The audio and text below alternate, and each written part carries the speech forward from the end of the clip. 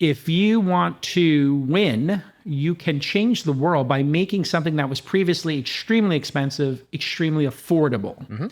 And you see this in everything from tickets for airplanes, right? That's like an attack vector. We're going to make flights cheaper.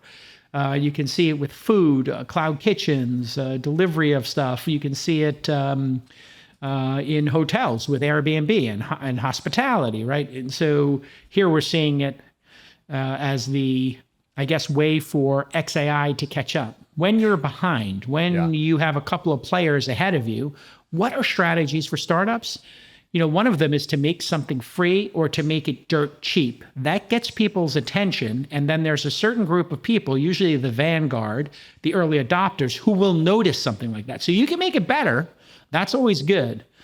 Another attack vector is to make it cheaper.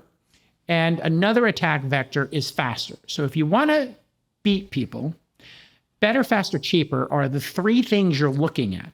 And if you were to look at Elon's success at SpaceX, cheaper and better, right? And then you look at his electric cars, they were faster, but more expensive and better. Actually, it wasn't even better. They were just faster when the Roadster came out. Yeah. Then when the Model S came out, it was faster and better. And then when the Model 3 came out, it was faster, better, cheaper. All three. All three. And then you look at BYD being, you know, what is it? Be your dreams. Build your dreams. Build your dreams. I think it's build your dreams. Yeah. And so you look at BYD, they're cheaper. They're not faster. They're certainly not better, but they're going after cheaper. And the Chinese government is subsidizing them, and they are ripping through some markets, you know, and it's quite unfair when the government price dumps like that, but hey, that's the game on the field right now. So it's the game on the field right now. Jason, I want to illustrate exactly what you're saying in the form of a chart. One thing that I track a lot is how AI models rank and then how much they get used. And one place that we look at that usage data is on OpenRouter. It's a service that lets people kind of pick and choose models for their inference needs.